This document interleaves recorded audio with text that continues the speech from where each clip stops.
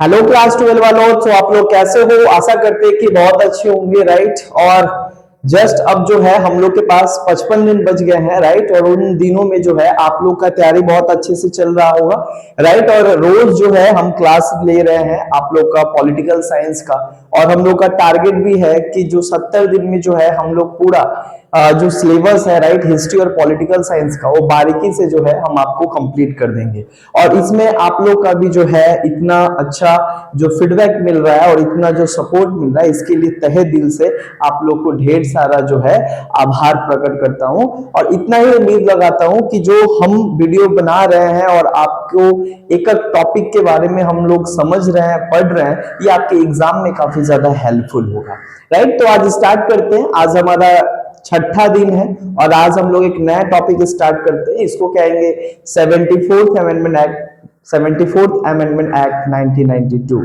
यानी कुल मिलाकर आज हम लोग पढ़ने वाले हैं म्युनिसिपैलिटीज के बारे में, अर्बन लोकल गवर्नमेंट के बारे में पढ़ने वाले हैं। इसके पहले जो है हम लोग रूरल लोकल सेल्फ गवर्नमेंट के बारे में पढ़े थे, यानी ग्रामीण अंचल के विकास के लिए हमारे देश में कितने ऐसे संगठन हैं जो बेसिकली क्या करता है, काम करता है। और इस वीडियो में जो है हम लोग शहरी अंचल में, यानी जो शहर में रहने वाले जो लोग हैं और जो शहरी अंचल है, शहरी एरिया है, उस एरिया को डेवलप करने के लिए क्या क्या संगठन और क्या क्या प्रावधान है, उसको आज हम लोग समझने की कोशिश करते हैं। अगर आप लोग भी शहर से बिलोंग करते हो तो ये आपके लिए और इम्पोर्टेंट हो जाता है कि आप जिस शहर में रहते हो उस शहर के अथॉरिटी के बारे में जाने कि किस तरीके से जो है, राइट, डेवलपमेंट किया जाता है। सो हम लोग अर्बन लोकल सेल्फ गवर्नमेंट के बारे में बात कर रहे थे, यानी क्षेत्रीय अंचल के विकास के लिए हमारे संविधान में और हमारे देश में जो है किस तरीके से जो है उसके विकास के लिए किस तरीके का सिस्टम और किस तरीके का गवर्नेंस पैटर्न को जो है इस्टेब्लिश किया गया है। चलिए जानते हैं। सबसे पहले बात आता है अर्बन लोकल सेल्फ गवर्नमेंट। इसको हम लोग जो है ना क्षेत्रीय स्व सरकार कहा जाता है या क्षेत्रीय स्व शासन कहा जाता है। यानी अपने ही क्षेत्र के विकास के लिए जो है वहां के लोग ही जो है मिलकर क्या करते हैं, वहां के लिए क्या करते हैं, काम करते हैं। यानी कि पावर को जो है डिसेंट्रलाइज कर दिया गया। जैसे कैसे सेंट्रल गवर्नमेंट का काम है पूरे देश का संभालना है, स्टेट गवर्नमेंट का काम है पूरे स्टेट को देखरेख करना। अब स्टेट के पावर को भी जो है ग्राउंड लेवल तक बांट दिया गया, यानी सिटी टाउन इन तमाम जगहों में जो है पावर बांट दिया गया है। इसको कहते हैं डिसेंट्रलाइजेशन, यानी शक्ति का विकेंद्रीकरण। शक्ति को विकेंद्रीकरण यानी बांट देने से क्या हो जाएगा, पूरे ग्रास रूट लेवल तक, यानी ग्रामीण और शहरी अंचल तक अगर हम शक्ति को बांट दे और उस शक्ति के माध्यम से वहां पे अथॉरिटी बना दे, जो अथॉरिटी का जिम्मा होगा उस एरिया और उस अंचल का विकास करना, तो हर एक एरिया और हर एक अंचल सब अपना अपना विकास का काम करेगा, तो ऑलरेडी स्टेट और देश का क्या होगा, विकास होगा। उसी को ध्यान में रखते हुए जो है आज हम लोग अर्बन लोकल डेवलपमेंट देखेंगे कि शहरी अंचल को विकास करने के लिए किस तरीके का जो है सिस्टम हमारे देश में है और कौन कौन सा ऐसा अथॉरिटी है जो हमारे देश में जो है अर्बन एरिया के लिए क्या करता है, काम करता है। सबसे पहले बात आता है इसका हिस्ट्री देख लेते हैं, हिस्टोरिकल डेवलपमेंट। यानी हिस्टोरिकल डेवलपमेंट कहने का मतलब होता है कि हमारे देश में जो अर्बन एरिया का डेवलपमेंट का जो बात है वो बेसिकली क्या है, अंग्रेजों के टाइम पे ही, यानी ब्रिटिशर्स जो है इस मॉडल का शुरुआत किए थे। शहर और नगरों के विकास के लिए जो है वो लोग एक अलग अर्बन बॉडी तैयार किए थे, राइट। और वहां से ही जो है हम लोग पूरा पढ़ते आएंगे आज तक। सबसे पहले भारत में जो अर्बन एरिया के लिए जो है, यानी urban local development, urban area के लिए जो शासन स्टार्ट हुआ और सुशासन की व्यवस्था की गई वो अंग्रेजों के द्वारा किया गया। सबसे पहले आता है 1688 मद्रास। मद्रास पहला ऐसा, अभी तो मद्रास को तमिलनाडु कहते हैं, मद्रास पहला ऐसा शहर है जिसको और बेहतर करने के लिए, डेवलपमेंट करने के लिए जो है उस समय ब्रिटिश सरकार जो है 1688 में मद्रास म्युनिसिपल कॉरपोरेशन बनाया था। म्युनिसिपल कॉरपोरेशन म्यूनिसिपल कॉरपोरेशन का मतलब क्या होता है? नगर निगम।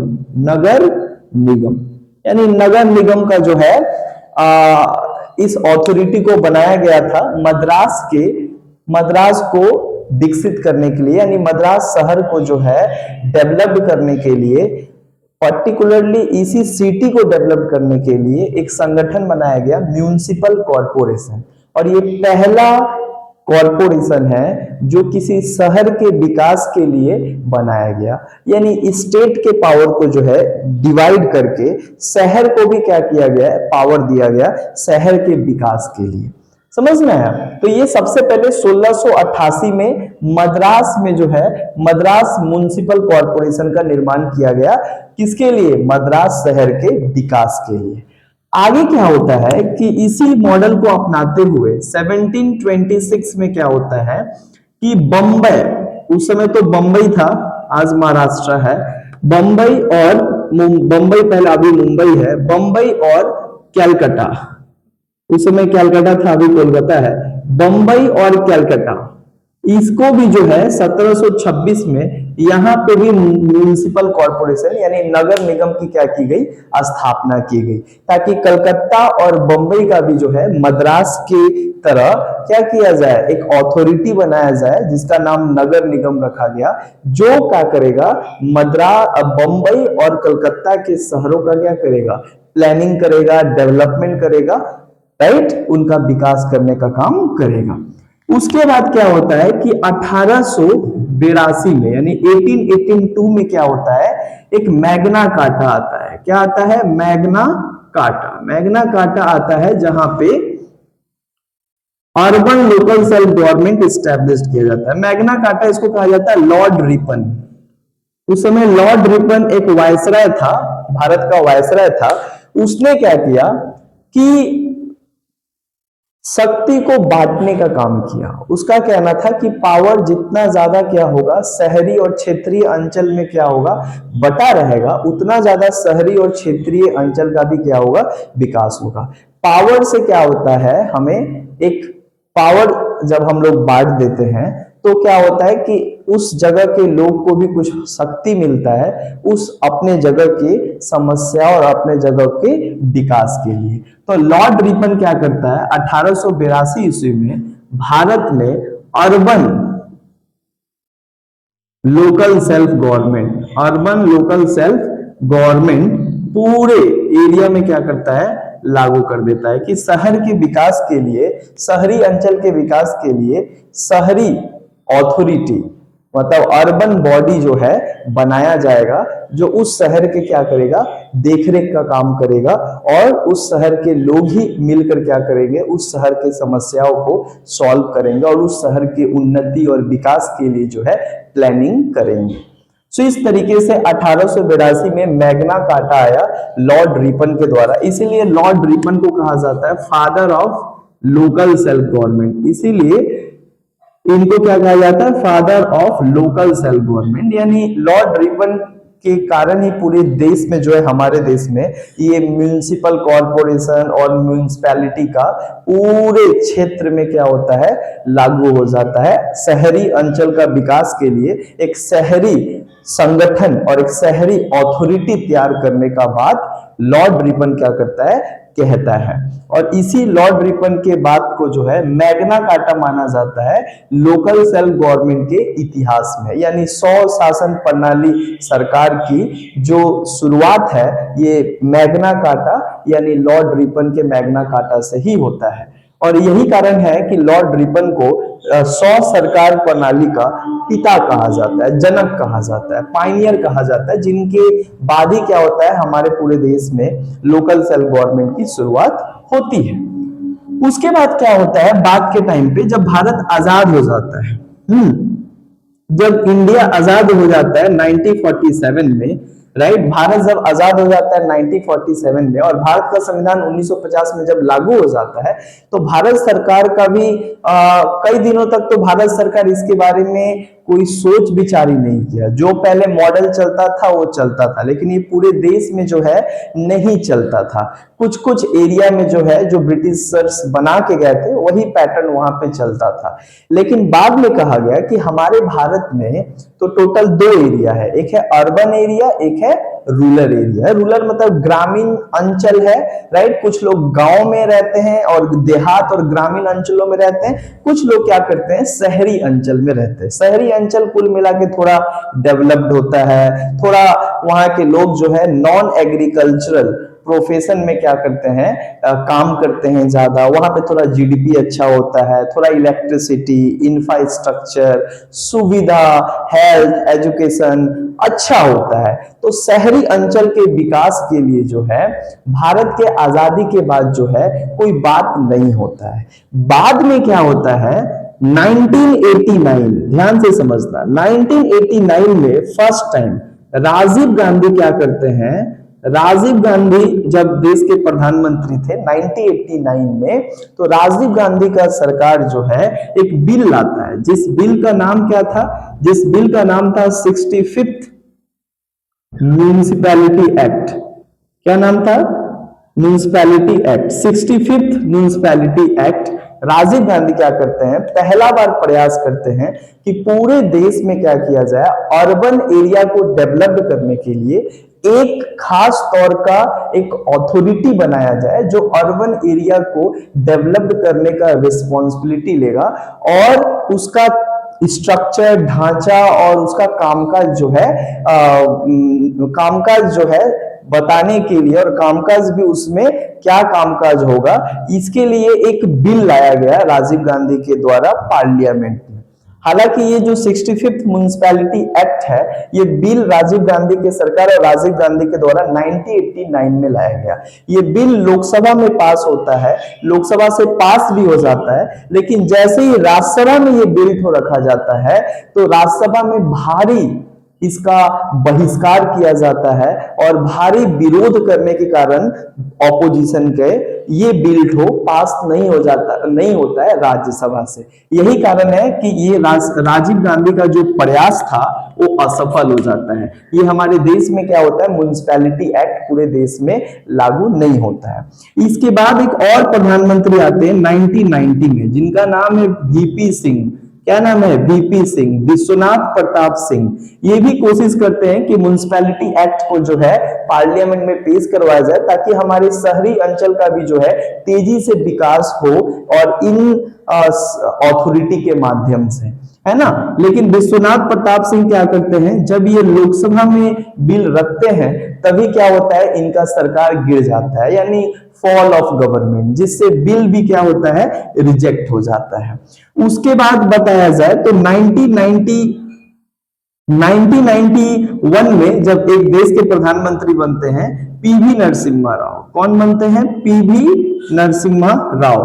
तो ये क्या करते हैं, फाइनली एक वो जो म्युनिसिपैलिटी एक्ट था, उस म्युनिसिपैलिटी एक्ट में कुछ क्या करते हैं, संशोधन करते हैं, जो आवश्यक संशोधन जरूरी था, जिसके कारण विरोधियों का समर्थन नहीं मिल पा रहा था इस बिल पे। और उस समय हमारे देश में एक कोएलिशन एरा था, यानी कि कुल मिला के गठबंधन सरकार था। और गठबंधन सरकार में क्या होता है कि कोई भी बिल लाना इस तरीके का, जहां पे मेजोरिटी चाहिए, 2/3 मेजोरिटी, वहां पे बिल को पास करवाने के लिए ऑपोजिशन का भी सहयोग और समर्थन जरूरी होता है। तो इन्होंने कुछ इसमें अमेंडमेंट करके ये बिल को फिर पेश किया।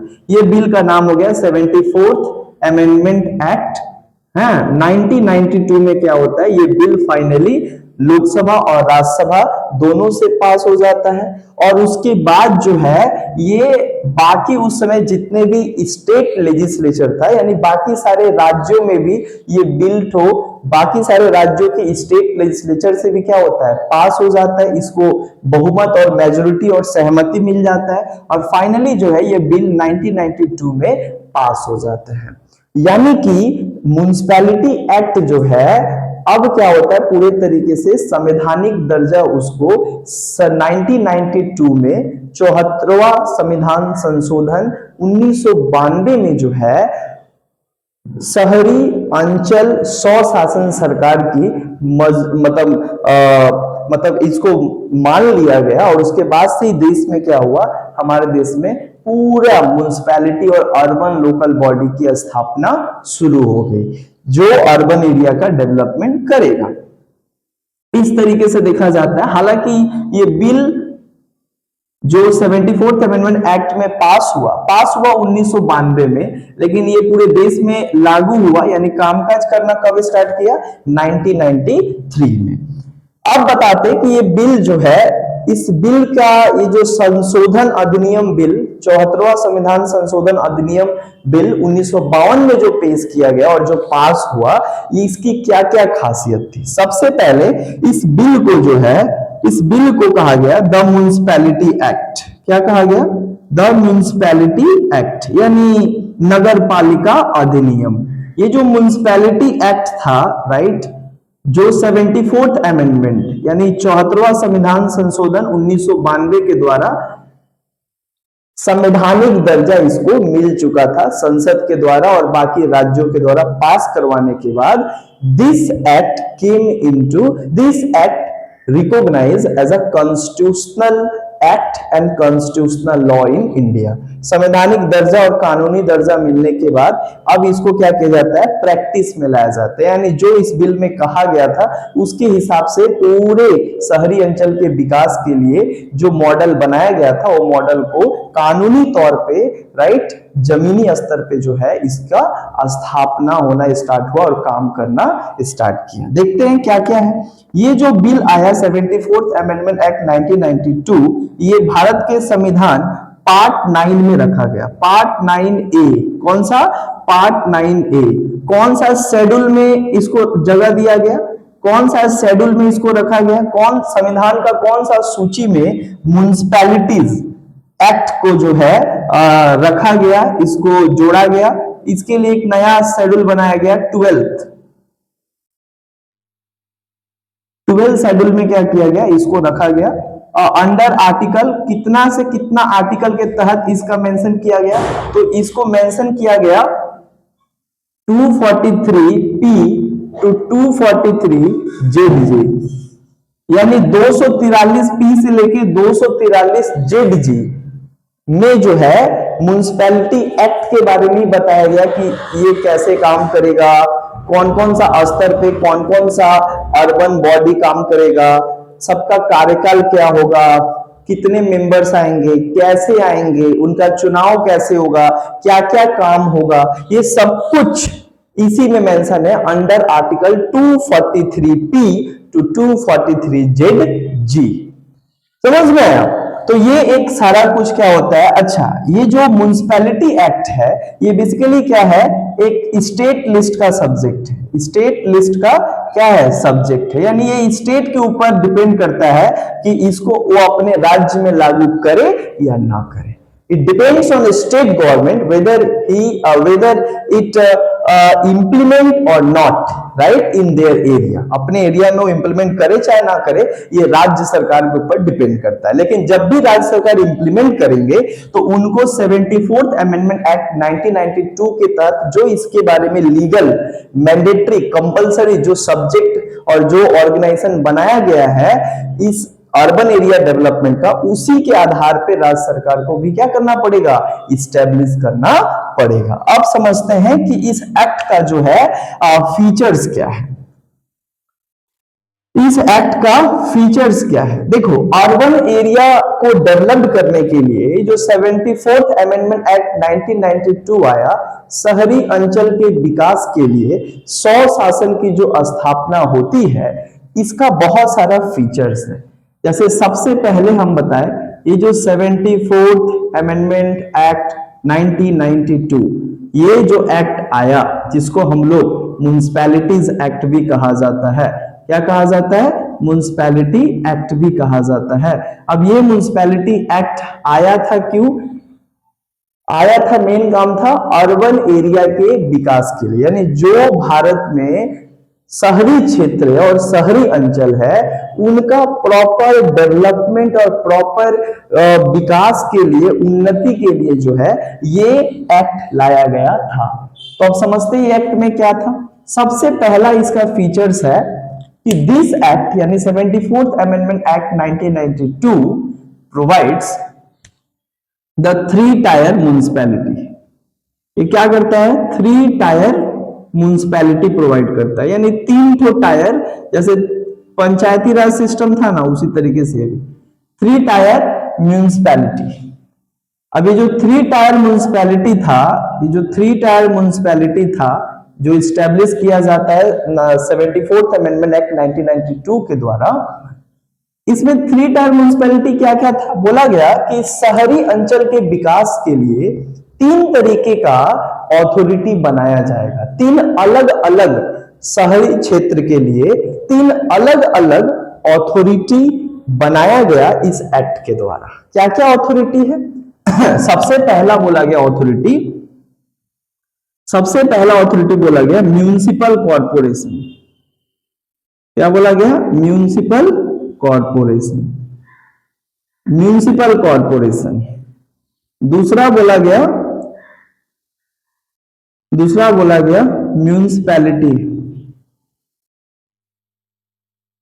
म्युनिसिपैलिटी या म्युनिसिपल काउंसिल। बहुत जगह अलग अलग नाम से जाना जाता है, म्युनिसिपैलिटी या म्युनिसिपल काउंसिल। और तीसरा बोला गया नगर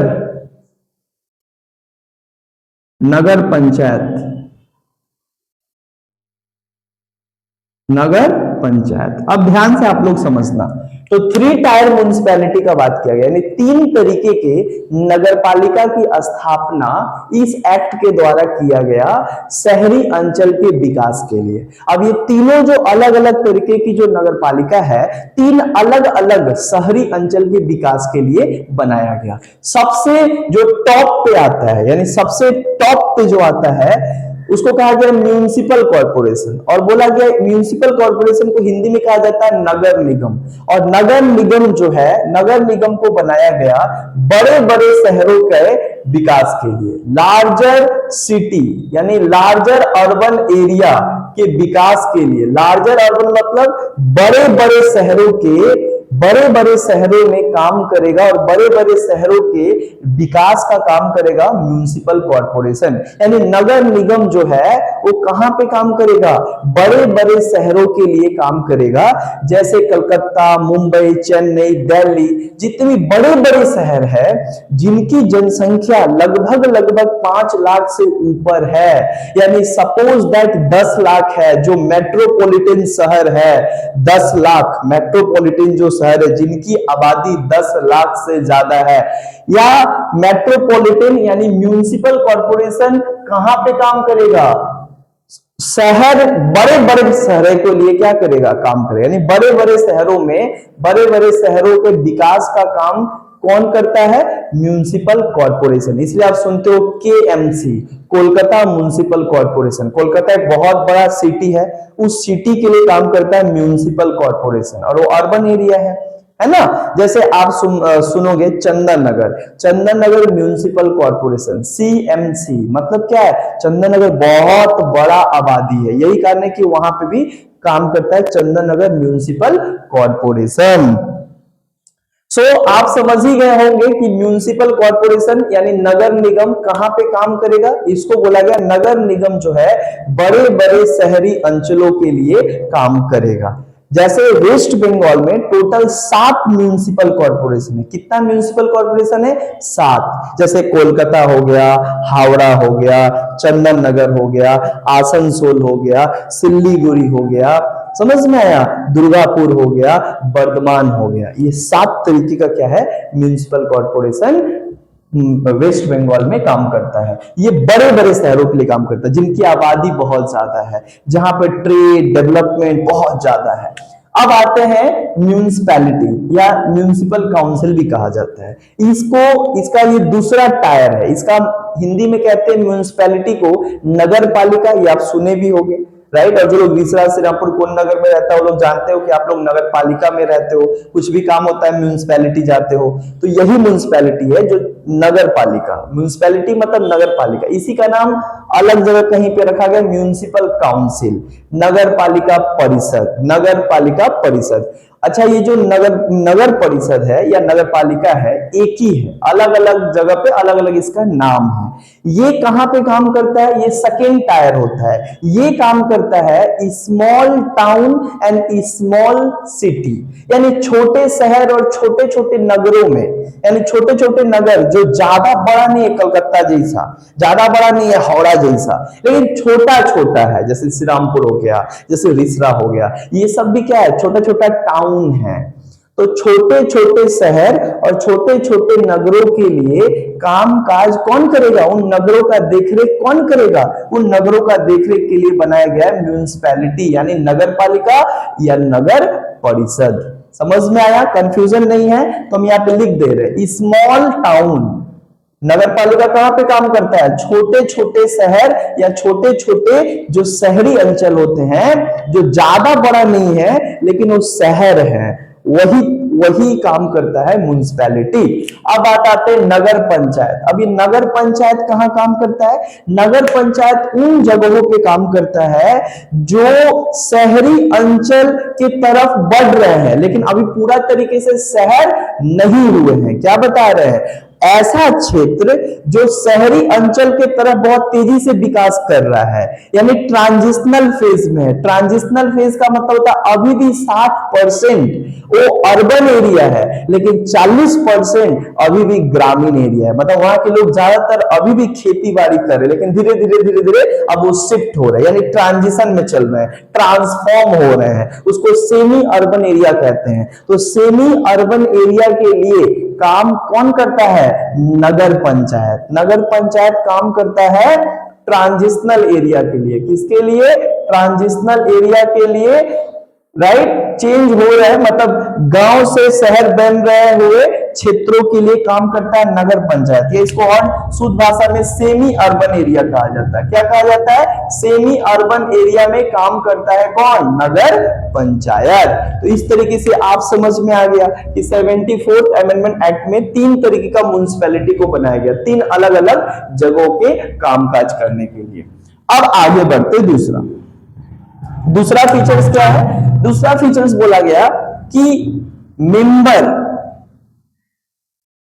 and chairperson, member and chairperson यानी election of member and chairperson, यानी इन तीनों जो म्युनिसिपैलिटी है, ये तीनों जो नगर पालिका के जो सदस्य हैं या जो अध्यक्ष हैं, उनकी नियुक्ति कैसे होगा इसके बारे में बताया गया। यानी election of the members and chairpersons of the 3 municipality, यानी तीनों नगर पालिका के जो सदस्य हैं और जो अध्यक्ष है उनकी नियुक्ति कैसे होगी? तो इनकी नियुक्ति के बारे में बोला गया है all the members of 3 municipality, यानी वो चाहे म्युनिसिपल कॉर्पोरेशन हो, म्युनिसिपैलिटी हो या नगर पंचायत हो, तीनों टायर के सदस्यों की नियुक्ति जो है डायरेक्टली होगा। डायरेक्टली चुने जाएंगे किसके द्वारा? डायरेक्टली इलेक्टेड बाय पीपल, यानी डायरेक्ट जनता के द्वारा जो है प्रत्यक्ष रूप से चुनाव के माध्यम से क्या होंगे? वो डायरेक्ट सदस्य बनेंगे। यानी जितने भी जो तीनों टायर के जो सदस्य हैं उनकी निर्वाचन होगा, मतलब उनका वो लोग कैसे आएंगे? इलेक्शन के द्वारा आएंगे। जैसे एमपी और एमएलए का इलेक्शन होता है उसी तरीके से इन तीनों जो सदस्य हैं जिनको काउंसलर कहा जाता है या कमिश्नर कहा जाता है, इन काउंसलर और कमिश्नर, वार्ड कमिश्नर की भी चुनाव होगा और ये चुनाव के माध्यम से जनता के द्वारा चुनकर इसका सदस्य बनेंगे। और बोला गया कि जो चेयरपर्सन होंगे ये बेसिकली क्या होता है? ये जनता के द्वारा प्रत्यक्ष रूप से चुनकर नहीं आते हैं। ये जो कमिश्नर और जो वार्ड कमिश्नर जीत कर आया वो मेजोरिटी के आधार पे क्या करते हैं? चेयरमैन को बना देते हैं। मतलब उनकी अप्रत्यक्ष तरीके से चुनाव होता है, यानी सारे सदस्यों का चुनाव प्रत्यक्ष रूप से जनता के द्वारा होता है। वहीं पे जो सारे म्युनिसिपैलिटी के जो चेयरमैन होते हैं उनका जो चुनाव होता है जनता जो है अप्रत्यक्ष रूप से करते हैं। जनता जाकर नहीं चुनते, लेकिन जनता जिसको कमिश्नर बनाया है वही कमिश्नर सारे लोग मिलकर क्या करते हैं, बहुमत के आधार पे तय करते हैं कि एक म्युनिसिपैलिटी का चेयरमैन कौन होगा। समझ में आया? आगे बढ़ते हैं। अब बात आ रहा है कि इनका चुनाव कौन करवाएगा, मेंबर और चेयरपर्सन का। तो बोला गया इनका चुनाव करवाएगा एक सेपरेट स्टेट इलेक्शन कमीशन, यानी स्टेट इलेक्शन कमीशन। अभी जो स्टेट इलेक्शन कमीशन है इसका काम क्या है? स्टेट इलेक्शन कमीशन का मुख्य काम होता है और इसको बनाया ही गया। अब ये बात है कि जो तीनों म्युनिसिपैलिटी के जो सदस्य हैं उनका जो चुनाव हुआ वो चुनाव कौन करवाएगा? तो बोला गया वो चुनाव जो है स्टेट इलेक्शन कमीशन करवाएगा, यानी जिस स्टेट में चुनाव है म्युनिसिपैलिटी का उसी स्टेट में एक कमीशन है, एक अथॉरिटी है जिसका जिम्मेवारी होता है फ्री एंड फेयर तरीके से म्युनिसिपैलिटी का चुनाव करवाना, और वो कमीशन का नाम है स्टेट इलेक्शन कमीशन, राज्य चुनाव आयोग। और इसकी नियुक्ति जो है वो कौन करता है? गवर्नर करता है, स्टेट लेजिस्लेचर के माध्यम से। समझ में आया? उस राज्य का गवर्नर ही स्टेट इलेक्शन कमीशन को इसके लोगों को नियुक्त करते हैं और इसका काम होता है म्युनिसिपैलिटी का क्या करना? चुनाव करवाना। अब आगे बढ़ते हैं। और एक फीचर्स क्या है? और एक फीचर्स इसमें कहा गया कि भैया एक फीचर्स होगा ड्यूरेशन। क्या होगा? ड्यूरेशन ऑफ मेंबर्स और चेयरपर्सन, यानी जो म्युनिसिपैलिटी के जो सदस्य हैं या जो अध्यक्ष हैं वो कितने समय तक अपने पद पर रहेंगे। एक बार जो चुनाव कितने साल में होगा? तो यहां पे बोला गया कि सारे ही यानी तीनों सदस्य म्युनिसिपैलिटी यानी नगर पालिका के तीनों सदस्यों का जो चुनाव होगा प्रत्येक 5 साल पे होगा, मतलब एवरी 5 ईयर्स 5 साल में क्या होगा? उनका चुनाव होगा। यानी जो एक बार 5 साल पे चुनाव होगा, जो एक बार जीत गया वो 5 साल तक क्या होगा? कमिश्नर और चेयरमैन बना रहेगा। बाद में जैसे ही क्या होगा, स्टेट लेजिस्लेचर के पास पावर है कि कभी भी म्युनिसिपैलिटी को क्या करे? डिसॉल्व कर दे। State legislature has power to dissolve the municipality. कभी भी राज्य विधान पालिका अगर चाहेगा कि म्युनिसिपैलिटी को जो है भंग कर दे और फिर से चुनाव करवाए तो ये स्टेट लेजिस्लेचर कर सकता है, ये पावर है। लेकिन भंग करवाने के 6 महीना के पहले फिर से म्युनिसिपैलिटी का री इलेक्शन करवाना पड़ेगा। समझ में आया? ड्यूरेशन समझ में आया। अब समझ में आता है क्वालिफिकेशन और डिसक्वालिफिकेशन। यानी क्वालिफिकेशन क्या होगा? यहाँ पे जो म्युनिसिपैलिटी के जो सदस्य और जो चेयरमैन बनेंगे उनका एक बेसिक क्राइटेरिया होगा, कोई ना कोई इसकी सदस्य बनेंगे तो सदस्य बनने के लिए क्या क्या चाहिए ये भी 74th अमेंडमेंट एक्ट में जो है बताया गया। क्या बताया गया? कहा गया कि तीनों ही म्युनिसिपैलिटी का सदस्य बनने के लिए सबसे पहले 21 साल उम्र होना चाहिए। क्या होना चाहिए? यानी जो लोग भी इलेक्शन में खड़ा होना चाहते हैं उनकी उम्र 21 साल होना चाहिए, 21 साल से कम नहीं होना चाहिए। और 21 साल अगर है तो वो खड़े हो सकते हैं, उनको कोई अयोग्य घोषित नहीं कर सकता है। समझ में आया? और बात रहा चेयरमैन बनने के लिए भी 21 साल उम्र चाहिए, मेंबर भी बनने के लिए 21 साल उम्र चाहिए, लेकिन चेयरमैन वही बनता है जो एक्सपीरियंस होता है। समझ में? अब क्वालिफिकेशन के बाद हम लोग बात करते हैं, seats reserved for SC and ST and women. देखो इस एक्ट में क्या किया, 1/3 जो सीट है, 1/3 यानी 3 भाग का 1 भाग जो सीट है म्युनिसिपैलिटी के सदस्यों का, उसको रिजर्व आरक्षित करके रख दिया गया कि कोई खास तरीके के समुदाय के लिए। और कहा गया एससी और एससी यानी शेड्यूल कास्ट और शेड्यूल ट्राइब जाति के लिए 33.33% जो सीट है यानी रिजर्व होता है एससी एसटी के लिए तीनों ही म्युनिसिपैलिटी में, यानी 1/3 जो मेंबर होंगे वो एससी और एसटी के ही सदस्य इलेक्शन में खड़ा हो सकते हैं, है ना, और इससे कम नहीं हो सकता। 1/3 उनको रिजर्वेशन मिलेगा ही मिलेगा, ये एक्ट का कहना था।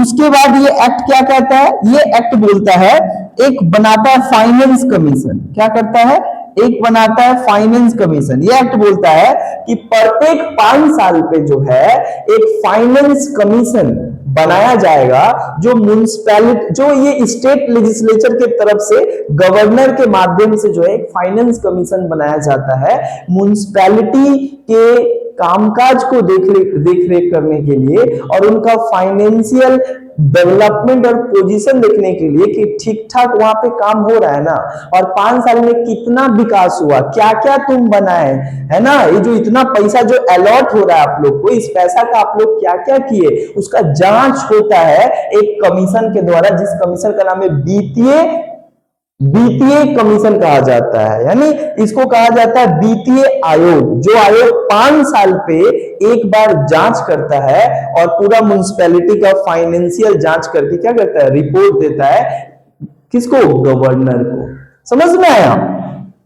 उसके बाद क्या बोला गया यहाँ पे, उसके बाद यहाँ पे बोला गया कि फंक्शन, ये जो म्युनिसिपैलिटी है, तीनों ही जो म्युनिसिपैलिटी है, बोला गया इनका काम क्या क्या है। तो देखो इनके काम के बारे में हमारे संविधान आर्टिकल 243W, आर्टिकल 243W में 18 आइटम बताया गया है, यानी हर एक म्युनिसिपैलिटी नगर पालिका का 18 ठो काम है। ये 18 काम करना हर एक नगर पालिका का ड्यूटी है, जिम्मेवारी है। अब ये काम क्या क्या है थोड़ा बताइए। तो सबसे पहले काम होता है किस चीज का, फ्रेश ड्रिंकिंग वाटर प्रोवाइड करना सभी लोगों को उस शहर के। दूसरा होता है सैनिटाइजेशन करना। तीसरा होता है हाइजीनिक का ध्यान रखना। चौथा होता है ब्रिज और वहां का रोड वगैरह बनाना उस शहर का। उसके बाद पांचवा काम क्या होता है, पांचवा काम होता है उन लोग का कि फायर सर्विस प्रोवाइड करना, कि किसी शहर में अगर कभी आग लग जाए तो फायर स्टेशन हो। समझ में आया। इलेक्ट्रिसिटी प्रोवाइड करना, हाँ, ये तमाम चीज का क्या करना, देखरेख करने का जिम्मेवारी। इस तरीके से 18 ठो काम होता है। ये देखरेख करने की जो जिम्मेवारी होती है वो होता है ये तीनों नगर पालिका का, ये संविधान में मेंशन किया गया है। ये तो हम लोग यहाँ पे समझे क्या कि म्युनिसिपैलिटी का काम क्या क्या है और ये 74th अमेंडमेंट एक्ट जो है क्या क्या कहता है। तो ये सब इंपॉर्टेंट क्या है, इसका फीचर्स है। अब बात हम लोग करते हैं कि जो तीनों म्युनिसिपैलिटी यहाँ पे म्युनिसिपल कॉर्पोरेशन, म्युनिसिपैलिटी और नगर पंचायत है, इसमें कितने सदस्य आते हैं और कौन इसमें जो है हेड होता है, राइट, कितने सदस्य को लेकर जो है म्युनिसिपैलिटी और नगर पालिका का निर्माण होता है। ठीक है, आगे देखिए।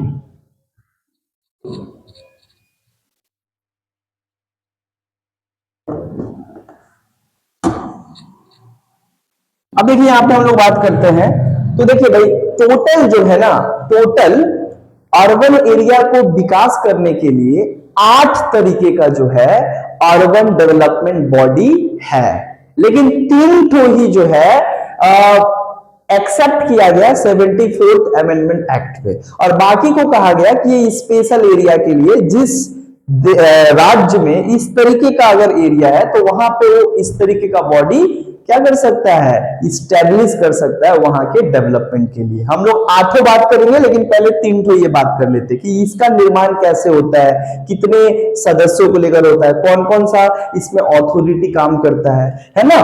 सबसे पहले बात करते हैं म्युनिसिपल कॉर्पोरेशन, जो लार्जर बड़े बड़े शहरों के लिए जो काम करता है नगर निगम, वो नगर निगम जो है किस तरीके से काम करता है। तो यहां पे हम लोग लिख दिए म्युनिसिपल कॉर्पोरेशन। अभी जो म्युनिसिपल कॉर्पोरेशन है ये इसको हिंदी में कहते हैं नगर निगम। ये म्युनिसिपल कॉर्पोरेशन जो है ये तीन तरीके के म्युनिसिपल कॉर्पोरेशन के अंदर 3 तरीके का क्या होता है, बॉडी आता है। जो मिलकर जो है म्युनिसिपल कॉर्पोरेशन बनता है। यानी म्युनिसिपल कॉर्पोरेशन में भी 3 तरीके का उसके अंदर संगठन आते हैं और ये तीनों संगठन को मिलाकर जो है एक नगर निगम का क्या होता है, निर्माण होता है। नगर निगम का सबसे पहला होता है मेयर इन काउंसिल। क्या होता है? Mayor in council, mayor in council. दूसरा क्या होता है? Standing committee, standing committee. क्या होता है? Standing committee. और तीसरा क्या होता है? कमिश्नर। क्या होते हैं? कमिश्नर। अब ध्यान दीजिए, अब ये म्युनिसिपल कॉर्पोरेशन का सबसे इंपॉर्टेंट ऑर्गन होता है मेयर इन काउंसिल। ये मेयर इन काउंसिल में जो है सारे सदस्य चुनकर आते हैं इलेक्शन के माध्यम से। अब ये मेयर इन काउंसिल जो है इसको कहा जाता है, मेयर इन काउंसिल का मेन काम होता है उस शहर के लिए क्या करना? कानून बनाना। यानी mayor in council is a legislative and deliberative wings of the municipal corporation. नगर निगम का ये जो मेयर इन काउंसिल, जिसको हम लोग परिषद कहा जाता है, मेयर परिषद जो है एक विधायिका अंग होता है, जो विधायिका अंग उस पूरे शहर के लिए कानून वगैरह क्या करता है? बनाता है, प्लानिंग करता है कि कैसे कैसे क्या क्या डेवलपमेंट करना है। और इसमें टोटल मेंबर कितने आते हैं? ये टोटल मेंबर जो है उस वार्ड पे डिपेंड करता है कि उस शहर में कितने वार्ड है। जितना वार्ड है उतना वहां से चुनकर क्या आएंगे? हर एक वार्ड का एक काउंसिलर और कमिश्नर होता है। तो जितना वार्ड है उसमें चुनकर आएंगे। सपोज दैट पता चला 100 वार्ड है, 140 वार्ड है, 145 वार्ड है, तो 145 को काउंसिलर आएंगे। तो 145 काउंसिलर जब आएंगे तो वो सब कहलाएंगे काउंसिलर। और वो लोग जिस सदन का सदस्य होंगे, यानी जिस अथॉरिटी में बैठते हैं, उसको कहा जाता है मेयर इन काउंसिल। इनसे एक बनता है परिषद। और 145 में से जो है 145 में से 75 लोग जो कहा कि हम अपने में से ही इस व्यक्ति को इस म्युनिसिपल कॉर्पोरेशन यानी नगर निगम का हेड बनाना चाहते हैं, तो जिसको वो लोग बना देगा वो बन जाएगा मेयर। और मेयर क्या है? मेयर होता है administrative head of the municipal corporation, यानी नगर निगम का जो है प्रशासनिक अधिकारी होता है, पॉलिटिकल हेड होता है, राजनीतिक अधिकारी होता है। बहुत पावरफुल पोस्ट। जैसे कोलकाता का कौन है? फिरहाद हकीम, वो क्या है? मेयर है। यानी सारे काउंसिलर जो 145 काउंसिलर है वो सबसे ज्यादा वोट किसको दिए? बहुमत से फिरहाद हकीम को चुन दिए और फिरहाद हकीम बन गए हैं पूरे कलकत्ता म्युनिसिपल कॉर्पोरेशन का पॉलिटिकल एडमिनिस्ट्रेटिव हेड। ठीक है, तो ये मेयर हो गए। अब बात आता है, इसका तो काम समझ में आ गया क्या होता है। ये बेसिकली मेन इसका काम क्या होता है? इसका मेन काम होता है लॉ मेकिंग बनाना, उस शहर के लिए रूल रेगुलेशन तैयार करने का काम काउंसिल का होता है, परिषद का होता है। परिषद के बाद दूसरा सबसे इंपॉर्टेंट कमेटी आता है स्टैंडिंग कमेटी। स्टैंडिंग कमेटी का काम क्या होता है? स्टैंडिंग कमेटी जो है ना, इसमें म्युनिसिपल कॉर्पोरेशन के अंतर्गत जो स्टैंडिंग कमेटी होता है वो बेसिकली क्या है? डे टू डे अफेयर्स को करने वाला एक ब्रांच होता है। बहुत सारा डिपार्टमेंट होता है। यहाँ पे वाटर का डिपार्टमेंट है, टैक्स का डिपार्टमेंट है, लैंड टैक्स का डिपार्टमेंट है, SC ST सर्टिफिकेट बनाने का डिपार्टमेंट है, फाइनेंस डिपार्टमेंट है, पैसा वैसा लेन देन। यानी यहाँ पे बहुत सारा क्या है? डिपार्टमेंट है, अलग अलग सब्जेक्ट का अलग अलग डिपार्टमेंट है। और ये डिपार्टमेंट क्या करता है? काउंसिल को हर एक कामकाज में क्या करता है? हेल्प करता है। मतलब खाका तैयार करके देता है कौन? सारा डेटा तैयार करके देता है standing committee. So standing committee is day to day administrative body, जो क्या करता है? रोजमर्रा का जो कामकाज होता है वो ये संभालते हैं। इसमें बहुत सारे लोग आते हैं, सारे अपॉइंटेड होते हैं, पढ़े लिखे लोग आते हैं, क्लर्क वगैरह आते हैं, है ना, स्टाफ वगैरह आते हैं। स्टैंडिंग कमेटी को स्टाफ भी कहा जाता है। जो पढ़े लिखे आते हैं, जो कोई टैक्स संभालता है, कोई फाइनेंस संभालता है, कोई लैंड संभालता है, कोई SC ST सर्टिफिकेट बनाता है। समझ में आया ना? आगे होता है कमिश्नर, ये होता है executive head of municipal corporation. क्या होता है? एग्जीक्यूटिव हेड यानी चीफ एग्जीक्यूटिव हेड, मुख्य कार्यपालिका अधिकारी होता है। इसका काम होता है जो भी परिषद यानी मेयर इन काउंसिल में डिसीजन लिया गया, कानून बनाया गया, उस कानून को पूरे शहर में लागू करने का जिम्मेवारी होता है कमिश्नर का। समझ में आया? और वो कमिश्नर क्या होता है? कमिश्नर कोई ऐरा गैरा व्यक्ति नहीं होता है, वो आईएएस होता है, बहुत आला अधिकारी होता है, आईएएस होता है। और इसका नियुक्ति डायरेक्ट कौन करता है? स्टेट गवर्नमेंट, है ना। और इसको कहा जाता है कमिश्नर। इसका नाम क्या है? कमिश्नर। इसको कमिश्नर कहा जाता है, हालांकि एक आईएएस होता है जो सारा इंप्लीमेंटेशन का काम करता है ना। शहर में जितना भी परिषद कोई भी नया चीज बनाया है, उस चीज को क्या करना, पूरे शहर में लागू हो रहा है कि नहीं, देखरेख करने का काम होता है किसका? एग्जीक्यूटिव हेड यानी कमिश्नर का। समझ में आया आपको? और ये म्युनिसिपल कॉर्पोरेशन बड़े बड़े शहरों के लिए काम करता है, कलकत्ता केएमसी, मुंबई बीएमसी, है ना, Delhi DMC, Delhi municipal corporation. आप समझ ही पा रहे हो। हाँ, अब हम लोग आगे बढ़ते हैं। दो ठो और कौन सा है? एक है म्युनिसिपैलिटी। अभी जो म्युनिसिपैलिटी कैसे काम करता है देखो, उसके बाद आता है म्युनिसिपैलिटी। ये जो म्युनिसिपैलिटी है, इसको हम लोग हिंदी में कहते हैं नगर पालिका। और म्युनिसिपैलिटी को कई जगह म्युनिसिपल काउंसिल भी कहा जाता है। क्या कहा जाता है? म्युनिसिपल काउंसिल, कई जगह म्युनिसिपल बोर्ड, कई जगह म्युनिसिपल काउंसिल ही कहा जाता है, कहीं पे म्युनिसिपैलिटी, कहीं पे म्युनिसिपल बोर्ड, कहीं पे म्युनिसिपल कमिटी, अलग अलग नाम है लेकिन काम एक ही है। ठीक है ना, अलग अलग जगह पे अलग अलग नाम है। अब म्युनिसिपैलिटी जिसको हम लोग नगर पालिका कहते हैं, ये कहां पे काम करता है? नगर पालिका काम करता है स्मॉल टाउन और सिटी, यानी जो छोटे शहर और जो नगर होते हैं वहां का काम करने वाला जो मतलब बॉडी होता है, शहरी बॉडी होता है, उसको हम लोग कहते हैं म्युनिसिपैलिटी या म्युनिसिपल काउंसिल।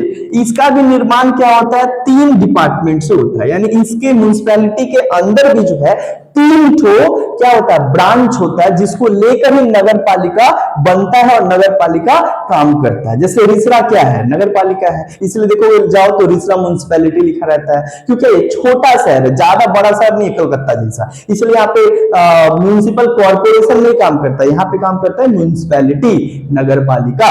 छोटे छोटे शहरों के लिए नगर पालिका काम करता है। अब ये 3 को क्या होता है? इसमें बॉडी होता है, इसमें कहा जाता है सबसे पहले काउंसिल। ठीक है, उसके बाद इसको कहा जाता है स्टैंडिंग कमिटी, सेम ही होता है स्टैंडिंग कमिटी, और इसको कहा जाता है एग्जीक्यूटिव ऑफिसर। अब देखो ये जो काउंसिल है, तो जितने भी काउंसिलर होते हैं एक टाउन में, तो सारे काउंसिलर मिलकर जब चुन कर आते हैं तो वो लोग सारे को कहा जाता है वार्ड काउंसिलर। तो वार्ड काउंसिलर से क्या बनता है? एक परिषद बनता है, और ये लोग क्या होते हैं? लेजिस्लेटिव बॉडी होता है, यानी रिसरा में कोई नया चीज होगा, ये डिसाइड करेगा कौन? काउंसिल, यानी परिषद का बैठक में डिसाइड होगा, सारे कमिश्नर और जो काउंसिलर होते हैं उनको लेकर कि इस शहर के लिए कुछ नया क्या लाया जाएगा। ठीक है, तो ये एक लेजिस्लेटिव बॉडी होता है, प्लानिंग बॉडी होता है, जो प्लान करता है कैसे कैसे क्या क्या करना है, शहर को कितना खूबसूरत करना है, क्या करना है ना। लेकिन सारा सब तो पैसा ही चोरी करने के लिए ये करता है, पैसा आता है लेकिन काम कहाँ होता है। लेकिन जाइए हो, रिसरा में बहुत ज्यादा काम हुआ है। काउंसिल, अभी जो काउंसिल होता है जिसको हम लोग कहते हैं परिषद, है ना। अभी जो परिषद होता है, इसमें सारे जितने भी उस टाउन में वार्ड आते हैं, उन सभी वार्ड से एक एक करके काउंसिलर आते हैं।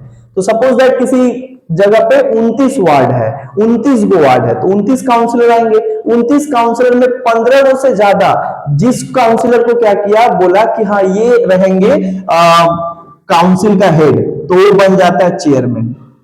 वो कौन हो जाता है? चेयरमैन नहीं तो कई जगह प्रेसिडेंट कहा जाता है। क्या कहा जाता है? चेयरमैन नहीं तो प्रेसिडेंट।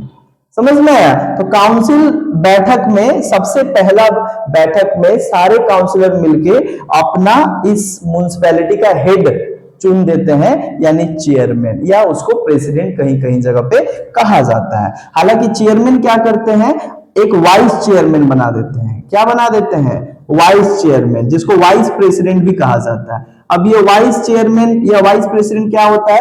जब चेयरमैन नहीं रहेंगे, कहीं कहीं चले गए, तो उस समय म्युनिसिपैलिटी का काम रुका ना रहे, वो उस समय चेयरमैन बन के कामकाज करेंगे। जैसे प्रेसिडेंट होता है वाइस प्रेसिडेंट, वाइस प्रेसिडेंट क्यों बनाता है? जब प्रेसिडेंट नहीं रहेंगे तो वाइस प्रेसिडेंट प्रेसिडेंट का काम करेगा। सो ये इस तरीके से चेयरमैन यहाँ पे काम करता है। और ये लोग ही क्या करते हैं? डिसीजन लेते हैं। They are called decision making, law making. शहर के लिए, टाउन के लिए छोटे छोटे क्या करना है क्या नहीं करना, सारा प्लानिंग काउंसिल करता है, इसलिए इसको चेयरमैन इन काउंसिल भी कहा जाता है। अब आती है स्टैंडिंग कमिटी। ये क्या करता है? डे टू डे अफेयर्स को क्या करता है? हैंडल करता है। वही जो यहाँ पे बताया, ये स्टाफ होते हैं। कोई टैक्स संभालता है डिपार्टमेंट, कोई फाइनेंस संभालता है, कोई लैंड डिपार्टमेंट संभालता है, कोई वाटर सप्लाई संभालता है, और कोई क्या करता है? SC ST OBC सर्टिफिकेट बनाने वाला होता है। ये तमाम काम होता है, ठीक है। पेपर वर्क स्टैंडिंग कमिटी का काम होता है। ये क्या करते हैं? स्टैंडिंग कमिटी हेल्प करते हैं किसको? परिषद को, है ना। ये काउंसिल के जितने भी कमिश्नर से बना हुआ जो काउंसिल है उसको हेल्प करते हैं। अब आते हैं एग्जीक्यूटिव ऑफिसर। ये भी क्या होता है? एग्जीक्यूटिव ऑफिसर होता है। एग्जीक्यूटिव का मतलब होता है कार्यपालिका अधिकारी होता है नगर पालिका का। नगर पालिका का एग्जीक्यूटिव ऑफिसर होता है, जिसका नाम ही क्या है? एग्जीक्यूटिव ऑफिसर है। ये भी बेसिकली क्या होता है? एक स्टेट गवर्नमेंट के द्वारा अपॉइंट किया जाता है। ये भी क्या होता है? स्टेट TCS ऑफिसर होता है। कौन होता है? स्टेट TCS का IS होता है। समझ में? ये भी बहुत ताकतवर क्या होता है?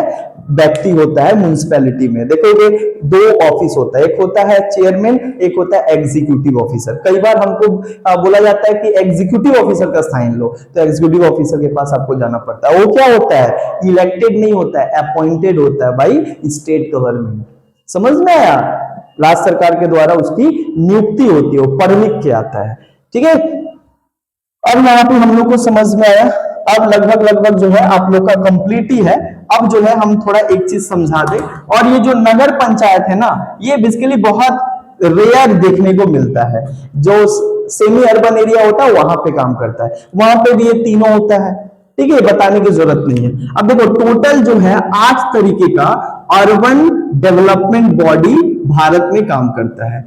यानी शहर के विकास के लिए 8 तरीके का बॉडी बनाया गया है। सबसे पहला म्युनिसिपल काउंसिल, दूसरा म्युनिसिपैलिटी यानी नगर पालिका, तीसरा टाउन एरिया कमिटी, क्या नाम है? टाउन एरिया कमिटी, चौथा notified area committee, notified area committee. उसके बाद काम करता है, उसके बाद काम करता है कैंटोनमेंट बोर्ड, कैंटोनमेंट बोर्ड काम करता है। उसके बाद छठा काम कौन करता है? छठा काम करता है टाउनशिप। उसके बाद क्या करता है? Port trust. सातवां काम करता है कौन? Port trust. और उसके बाद एक काम करता है स्पेशल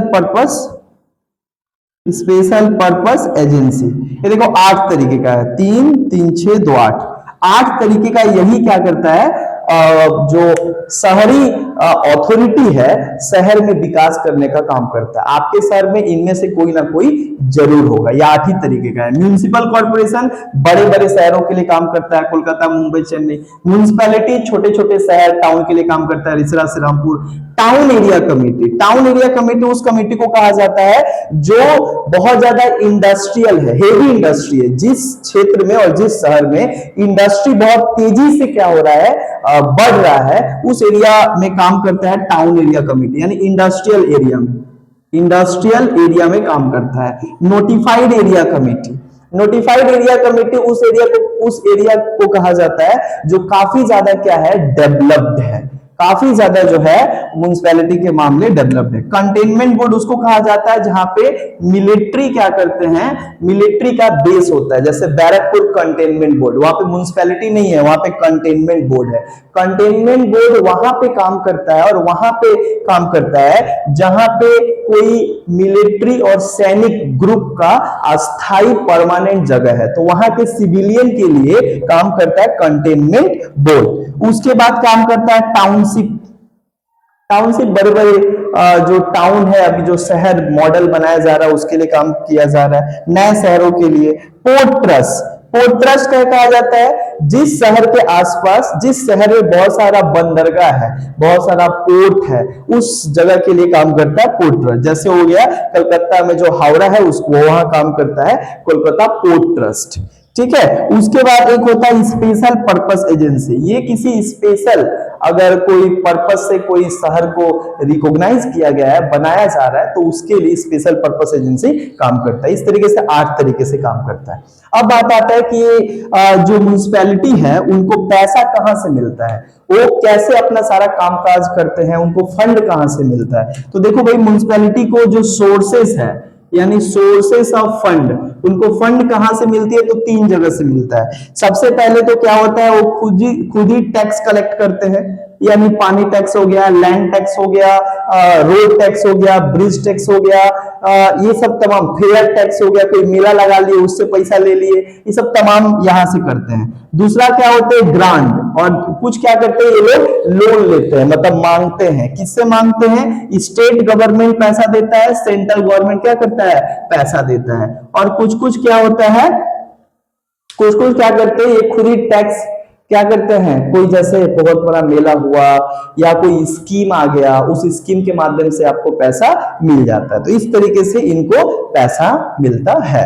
अच्छा, एक क्या होता है, हर एक कमिटी में, यानी हर एक जगह पे, हर एक अर्बन एरिया, हर एक म्युनिसिपैलिटी में एक बहुत इंपॉर्टेंट ऑर्गेनाइजेशन बनाया जाता है, उसको कहते हैं वार्ड कमिटी। क्या कहा जाता है? Ward committee. क्या कहा जाता है? Ward committee. अब ये वार्ड कमिटी क्या है? जिस शहर का पॉपुलेशन 3 लाख से अबव है, 3 लाख से अबव है, राइट, वहां के एक या एक से अधिक जो वार्ड होता है उसको लेकर जो है एक कमिटी बनाया जाता है, जिस कमिटी का नाम है वार्ड कमिटी। क्या बोले? किसी शहर में सपोज दैट जहां की जनसंख्या 3 लाख से ज्यादा है, उस एरिया में एक या एक से अधिक वार्डों को लेकर एक संगठन बनाया जाता है, जिस संगठन का नाम है वार्ड कमिटी। समझ गए? इस तरीके से जो कंटेनमेंट बोर्ड हम जो यहाँ पे पढ़ाए, कंटेनमेंट बोर्ड जो मिलिट्री एरिया होते हैं, वो डिफेंस, मिनिस्ट्री ऑफ डिफेंस के अंतर्गत होता है, यानी राजनाथ सिंह के अंतर्गत होता है। वहीं पे अगर बात किया जाए म्युनिसिपल कॉर्पोरेशन, ये जो है ये अर्बन अफेयर, अर्बन अफेयर का मतलब होता है मिनिस्ट्री ऑफ अर्बन अफेयर, यानी अमित शाह होम मिनिस्टर के अंतर्गत क्या होता है, ये एरिया आता है। मतलब यहाँ पे म्युनिसिपल कॉर्पोरेशन पे कंट्रोल होम अफेयर्स का भी क्या होता है। तो इस तरीके से हम आप लोग को बताए, ये पूरा एकदम डीप नॉलेज के साथ आप लोग को बताया कि अर्बन एरिया कैसे काम करता है और हर एक शहर के लिए क्या क्या मतलब प्रावधान किए गए हैं उनके शहरी विकास के लिए। इसका मेन काम होता है आर्थिक विकास और साथ ही साथ सामाजिक न्याय, सभी लोगों को न्याय और सभी लोगों का उन्नति ही सबसे बड़ा मेन मकसद है, राइट। सो आप लोगों को वीडियो कैसा लगा कमेंट करके जरूर बताइएगा। बहुत बहुत धन्यवाद, थैंक यू।